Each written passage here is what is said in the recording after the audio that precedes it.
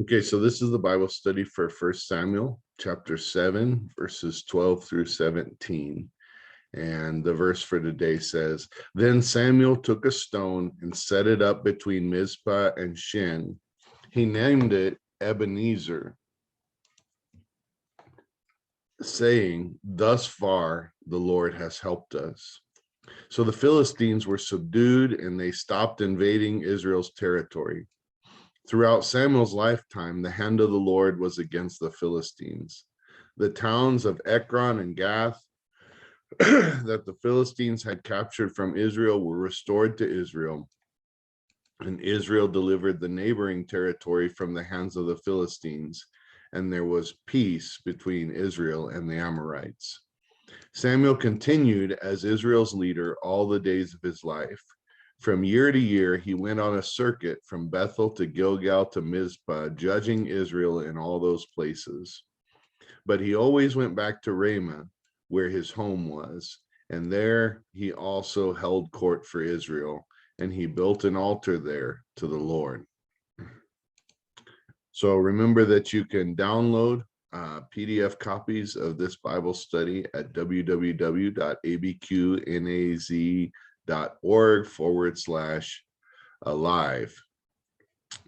And number one in that Bible study that you can download says, what happened in our last study in 1 Samuel 7, 1 through 11. So they had just moved at the beginning of that text. They moved the ark to Kiriath Jearim, or they had just moved it there. Nobody else wanted it. They moved it there. It was staying at a home there and being cared for. And all of Israel turned back to the Lord, and they went to worship. And while they were there to worship, the Philistines saw that they were there to worship and went out to fight them. But in the end, it says in verse 11, the men of Israel rushed out of Mizpah and pursued the Philistines, slaughtering them along the way to the point below Beth-kar, because remember that God had thundered and placed fear in the hearts of the Philistines. So all this time that we've been studying, the trouble has been that God was not really present with Israel in their battle. They weren't serving God. They weren't following God, and even their priests were corrupt. And then they thought they could just bring down the ark from the temple or from the house of tent of meeting, and if they brought the ark down, then they'd win. But they didn't win. They couldn't just use God's presence and command God's presence into their situation in that way when they hadn't been in relationship with God. And so this was a learning thing for us. We've been talking about this.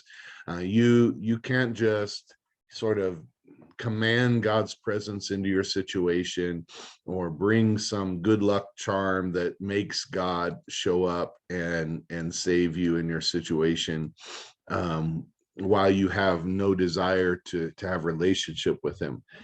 And so the ark was captured and was taken to the Philistines, but God was present with the ark, and Dagon bowed down to God in sort of represented by the ark, and the Philistines were getting tumors and decided to send the ark back. And when it got back, the Israelites looked in to see what was there. 70 of them were killed, and then they sent it on because they didn't want it there in that town. But now it's come to a place where it's wanted, it's to be cared for and to be respected and to be seen as what it is, to represent God's presence. And so then under Samuel's leadership, everybody in Israel returned to the Lord, and they go back and worship. And instead of thinking about battle, they're thinking about worship.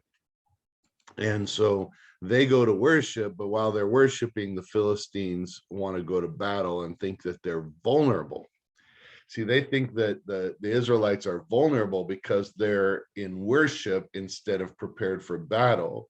But really, they are more prepared for battle when they're in worship than they ever have been when they thought they could command God's presence into their situation, when they wanted to go to battle or when they were ready for battle.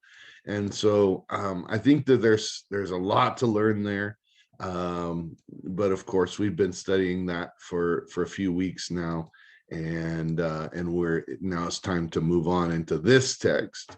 So number 2 says, what did Samuel do in 7:12? 7:12 says, then Samuel took a stone and set it up between Mizpah and Shin. He named it Ebenezer, saying, thus far the Lord has helped us. So he set up a stone, he set up a monument, he set up essentially a statue, to remind them of what God has done. We're going to talk a little bit more about that. Number 3 says, what did this stone or monument represent to Israel? Well, Ebenezer means stone of help. And in my Bible here, it actually has a little footnote that says Ebenezer means stone of help. B, Samuel said, thus far the Lord has helped us. So I think it was meant to represent God's intervention. So obviously C is going to be a lot longer if you've already looked ahead. And so it's probably going to be a right answer. It's a secret. But really the idea here is that God intervened in their situation. God helped them. God helped them when they were in worship. God did not show up when they thought they could command his presence into their situation because they wanted to win the battle, but they hadn't paid attention to God at all. But when they worshiped God, when they turned back to God, and remember, Samuel said, they said, we're going to turn back to God. And he said, if you want to turn back to God, if you're going to turn back to God with all your heart, and you're really going to do this, you need to put away all your other gods. You need to get rid of all your old way of life, and you need to turn back to God fully with everything. And so when they came to worship, they had decided not just to come to church, but to actually turn their backs on their old way of life, turn their backs on their other gods and everything that they put first before God, everything that was coming in the way of God's presence and his intervention before. And they returned to God with everything. And God promises that if we return to him with everything, he will meet us there. He's not going to abandon us. The problem is not that God abandons us when we cry out to him. The problem is that so often we don't return to him with all our heart. So often we haven't really returned to him. We are saying his name and we're using it like we think we can just get blessings and get help by just calling out to him or bringing something into the situation, but we haven't really returned to him. Now he promises us when we really return to him, he's going to be there. And Samuel wants us to remember that. So when Samuel sets up this stone, he wants us to remember that when we return to God with all our hearts, God is present and he intervenes and he's in the situation. Then we don't have to resort to all these kind of crazy methods to try to get God into our situation when we know he's not there so far because we haven't really put him in the center of everything that we do. If we return to him with all our hearts, we don't have to call him into the situation. He's already there. And what's crazy is that we don't even have to be ready for battle the way the way they were before when they were ready for battle, but they had lost, so they had to get God into the situation. They were in worship, and they were more ready for battle than they had ever been because they were in the presence of God. So C says, this was an important moment in Israel. It had seemed as if the Lord had abandoned them. Eli's daughter-in-law even said so. She called her son Ichabod because she said God had left Israel. However, he hadn't completely abandoned them. He just wasn't helping them while they were in rebellion against him and acting like they could handle things themselves. When they gathered in repentance and they defeated the Philistines in battle, it was a stark contrast. God's presence was no longer a tool to use so that they could win. God's presence was first and only, and he protected them when they chose his presence instead of protecting themselves. So he had helped them, and that stone was an important reminder. And so this is what Samuel wants Israel to remember. Stop doing your own thing and thinking you can call God into the middle of your situation when you hit a hard patch. Instead, look what happens if you return to God with all your heart, without ulterior motives. You're not just going to see if you can get help with some situation. You're going to him. And if you're going to him, he promises he will be involved in your situation. And now here they rout the Philistines in battle, when before they were far more prepared.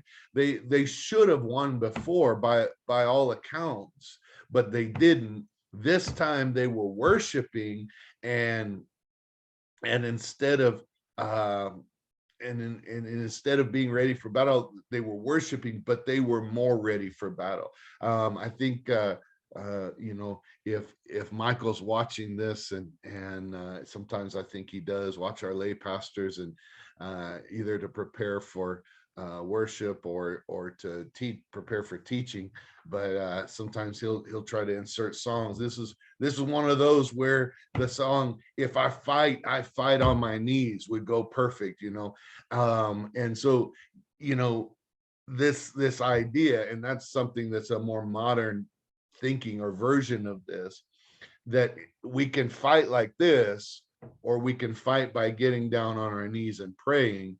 And it's amazing how much more victory comes from getting down on our knees and spending time with the Lord than comes when we're prepared for battle. Now, I'm not saying that there's never, God doesn't ever tell us to get ready to do something, to in fact, I'm one of those firm believers that's frustrated with Christians that say they pray but they never do anything. It's just as bad, it's worse to do stuff and never pray.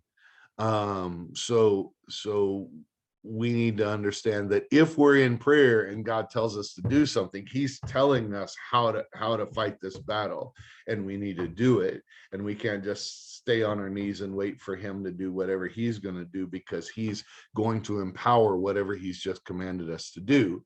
However, the thing that keeps us from praying a lot is that we're afraid that it's going to take up too much time, and we don't have time. Or if I'm praying, then I'm not getting things done. Or if I'm praying, I'm not ready for this. And let me just sort of ease your mind and tell you that if you're praying, you are more ready than anything else that you could have done to get ready. Somebody said, if I have an hour to prepare a sermon, and it's usually we should have more than an hour. We should be prepared and plan ahead and all that stuff. But if I have an hour, I'm going to spend 55 minutes of that praying, because if we can sit down and write a fancy sermon or whatever, and we think, well, in an hour I can write this all out, but the truth is that God can give us the perfect thing to say if we spend more time with him.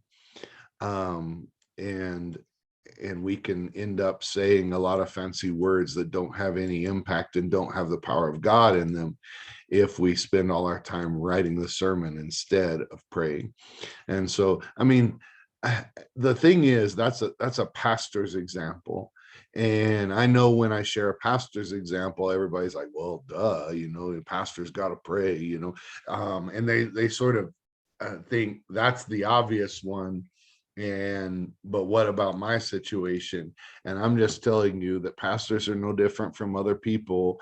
And no matter what the thing is that you have, that you need done, if you want God in the middle of it, and I think you should want God in the middle of it. If you don't want God in the middle of it, we kind of got a different problem. But if you want God in the middle of whatever you're going to do, and if you need his hand in it, then you better spend more time with him than you spend preparing and trying to get ready. And I think so. My experience is he gives you what you need to do to get ready. And so once he's given that to you, you can go ahead and do that. But too often, we spend more time getting ready and doing things than we spend in prayer, and then God's not in the middle of it. And we'll say a token prayer, which we think can sort of command God into the middle of it, right? Just like bringing the ark in. So number 4 says, do we have monuments or tools of remembrance so that we remember the times of God's faithfulness? If you're studying this, yes or no? Yes, we do. Name and describe some of them is number 5. If you're studying this with us while we're studying it, then this past week we had Sunday night celebration service, and we had communion. I actually mentioned this text and the Ebenezer in the message that I shared, and in leading up to communion, because God has given us rituals. Before communion, there was the Passover feast, and they ate the Passover feast in the same way year after year, with unleavened bread and with their cloak tucked in and all of this stuff. And they did that not because they needed to now, but because it was a distinct way to eat a meal. It's not the way they ate their meals. And so they ate this meal in a certain way, remembering the time when they had to eat this meal in that way. And so it was that kind of, it wasn't a monument, it was a ritual, or a feast, a festival, celebration.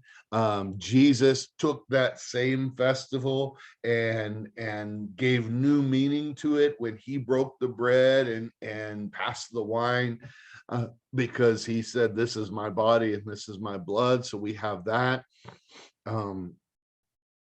We keep crosses in the church, and sort of famously, I think some denominations have like a crucifix with Jesus still on the cross, and a lot of us, we have crosses, and Jesus is not still on the cross, because we say he's not still on the cross.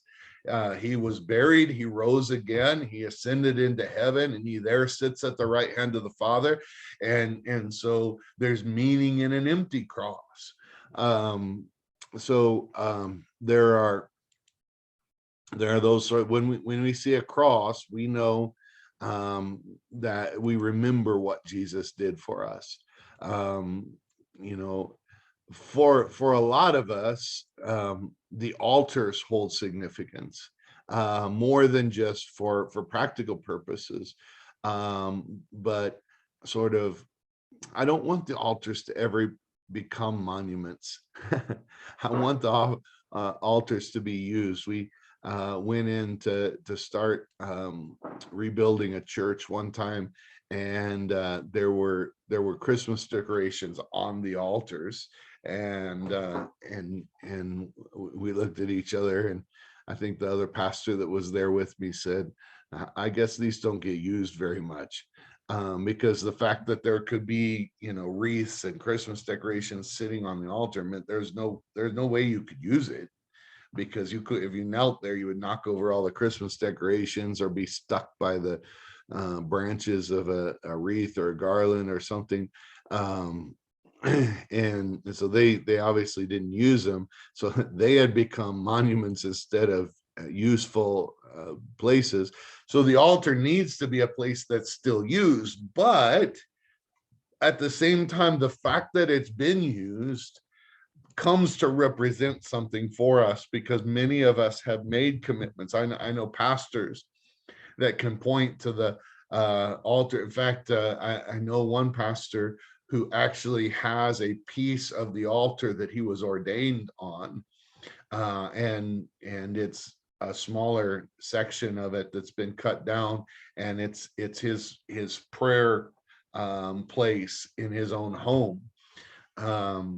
And the church was remodeling or whatever, and he was able to get that and make it into something.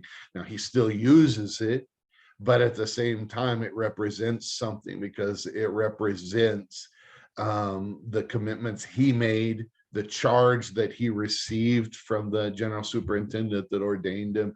And whenever we can be reminded, whenever there's something that reminds us of a time when we made some really big commitments, or when God was present in a really special way, and God's calling was evident, that can help us on days when we're tired, when we're frustrated, when we're hurt, when we're wondering if God's still there. It's good to be able to remember that God was there, and he promised he wouldn't leave us or forsake us. And so this sort of Ebenezer. So I've listed, I think, 2 or 3. We have A, B, C, D, and E here. What would be helpful, we can talk in general about, things that remind us of something, that are intended that way, that God has instituted. We can talk about the Lord's Supper, or I use, every time I go to an ordination ceremony, I remember my ordination. Every time I go to a wedding, I remember my wedding, and I'm reminded of the vows that I took. And we do, so many of the words are consistent every time. And so then that ritual becomes not just the thing that the vow that we're taking, but it becomes a reminder of every other married person in the place, and to every other married person in the place, of their vows. And so we have this constant reminder of the things that God's been doing, and how he was at work in our lives previously, which sort of spurs us on and encourages us and reminds us of God's continued presence today. And so now there are personal things. There are things that we might have in our house that we display. Now, some of them may be, pictures of our family or our vacation mementos, but maybe you have something in your house of spiritual significance that reminds you of something that God did. And these are important. And so I just want us to talk about this for a while. Obviously on video we can't talk here, but if you're in a live Bible study, either on Zoom or in person in class, this is a good time to stop and talk about these sorts of things, and what things are present in the church, but also what things carry that significance to us in our lives. And I want to talk about it because I think that it's possible that some of us have some of those things, but we haven't thought deeply about their significance. And if we haven't thought deeply about their significance, then they have no significance. If we haven't thought about what they should mean to us, what they can mean to us, what they can remind us of, then they probably don't remind us of that when we look at them. And so I want us to be sort of intentional right now about talking about why why have I kept this thing? Or why do we do this thing in the church? Or why do we have this thing in the church? And then talk about the meaning that it should have. There's other situations in scripture where they're told to put up monuments, and when somebody says, well, why are we doing this? So that when your children ask you, why this, why do we do this, why has that been put there, then you will have opportunity to tell them. So part of it is something that gets passed down, that we can say, we do this because. But if we stop talking about that, if we stop describing that, if we stop sort of praising God and talking about the significance of these things, then we lose that opportunity. The whole point of it, sometimes it's for our reminder, and we have to remember it, but then it can carry on significance beyond us if we share that. And if we talk about, I have this and we have this here because this is what that means to us, and this is what this reminds us about God and his faithfulness. So number 6 says, do we remember their full significance, or is it possible for them to become more like the Ark of the Covenant? So the Ark was an object that had significance. It represented God's presence because it represented the covenant between God and his people. And the things that were placed in it were things that represented the covenant that God made with his people and his faithfulness to his people. And that's important because it had significance, but it became sort of a good luck charm without significance. They knew that God's presence was supposed to be a part of it. But you see, let me just show you, if they had remembered the covenant, they would remember that they had broken covenant with God. If they remembered that this wasn't just representing God's presence, it represented God's covenant with them, that he would be present. And if you obey me fully, I will be your God and you will be my people, and I will dwell with you. That's what God always wanted, to dwell with his people. And so this ark represented the covenant of God, but they had broken covenant and they still thought it should represent his presence. And so the fact that it had lost significance is part, and they didn't remember or understand its significance, is part of the reason that it became a good luck charm, where they thought they could command God's presence instead of it actually carrying the significance it was supposed to have, that meant something to them and who they should be and how they should pursue God. And so I would say this, that if our rituals and our monuments and whatever things, our symbols, begin to lose their significance, or we don't remember their full significance, then they don't have significance, because the whole purpose of it is to remind us of something. And so the moment they just become a symbol without meaning is the moment they're completely useless. And so I think that's a really important thing for us to remember, because one of the reasons, let me just share something about the Church of the Nazarene. I know in the Catholic Church and in many churches, they serve communion every week. And that's the way things began in the church. And people that say this is the way it should be, I can't argue with you, because from a practical historical standpoint, that's the way it was in the church. It was instituted and it was practiced. In fact, as I understand it, the reason the Catholic Church calls their services mass has to do with the taking of communion, and the mass is that partaking of the communion, and sort of everything else is structured around communion, and it's the centerpiece.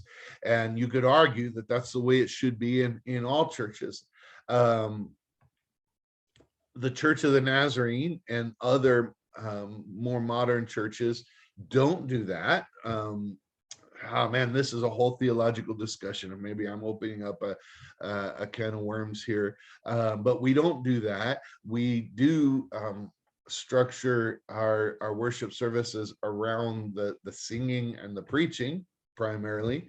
And you know, sometimes those shifts suggest a shift in theology too.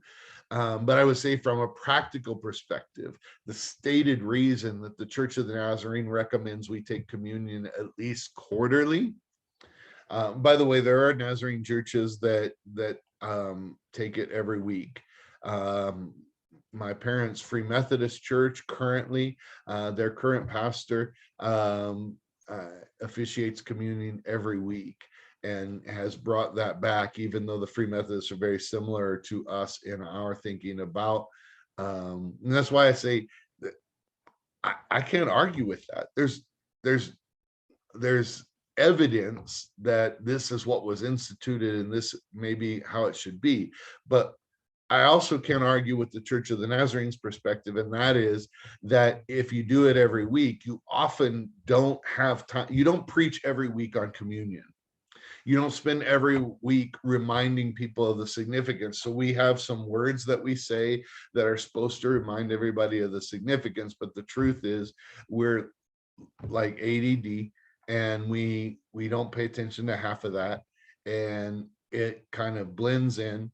And if, especially if we do it the same every week, which is often the way it's done, then we sort of start to, the words fade into the background, and we don't really understand the significance and remember the significance. Now, if you do it quarterly, then every quarter the pastor can take a whole service and preach on what it means, so that when we take it, we remember what it means.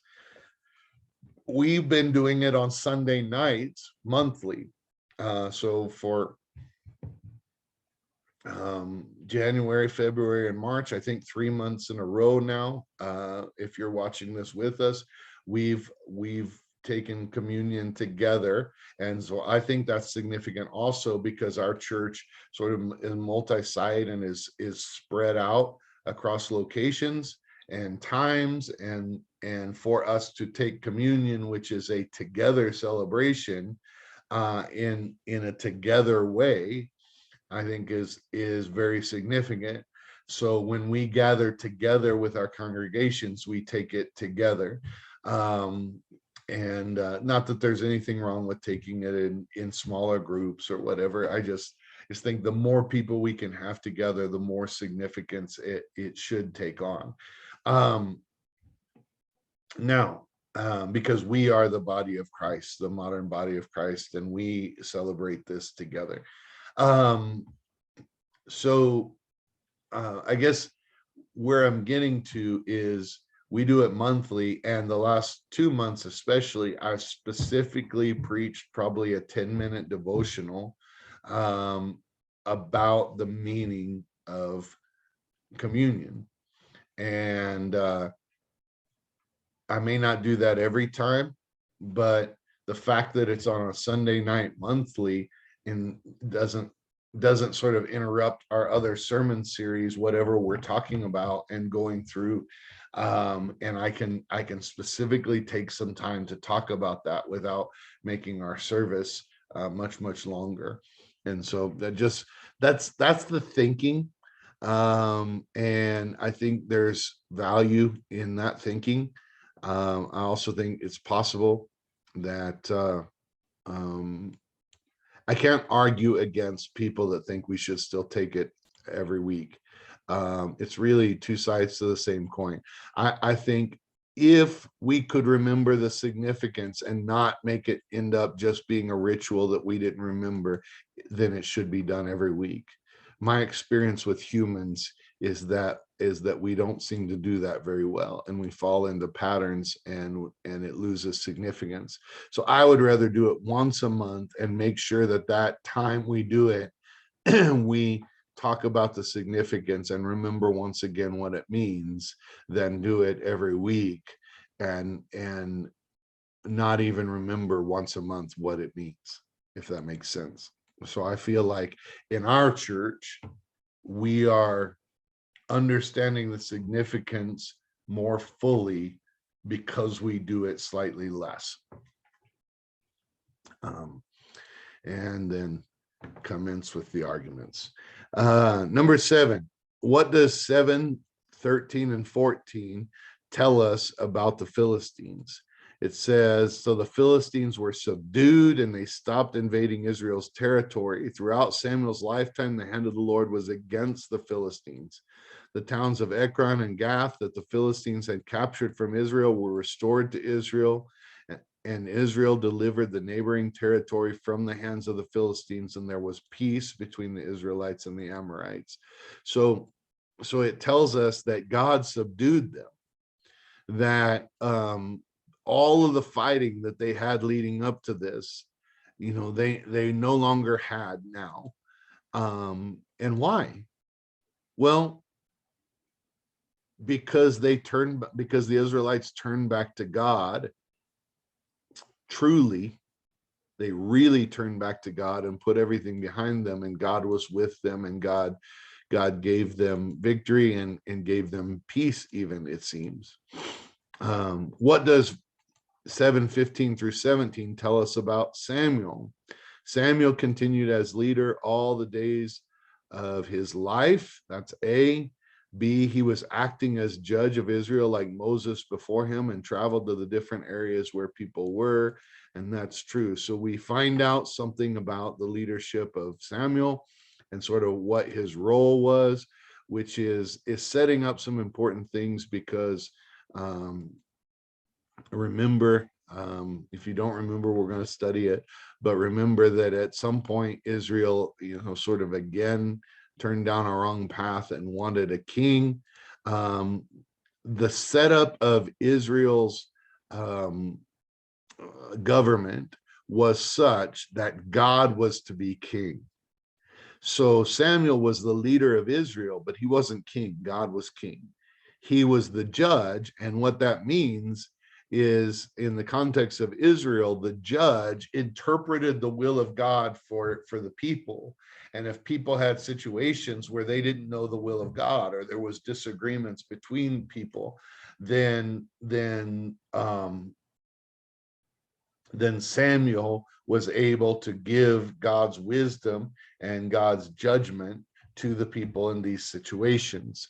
And so that's how the leadership of Israel, they weren't led like a king leads.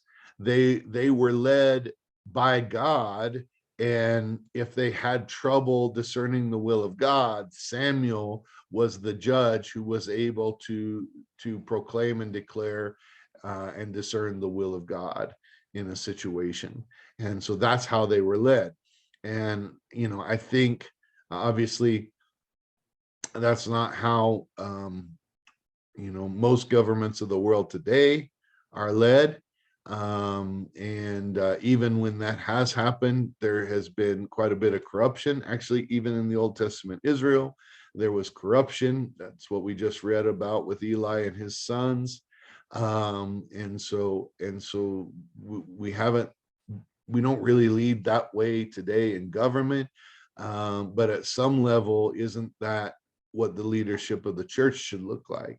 The pastors and the leaders of the church are not kings. They're just people who discern the will of God and try to interpret the will of God for the people of God, particularly in situations where the people of God have trouble finding the will of God. And so that's kind of how I think the church is generally set up and should be set up.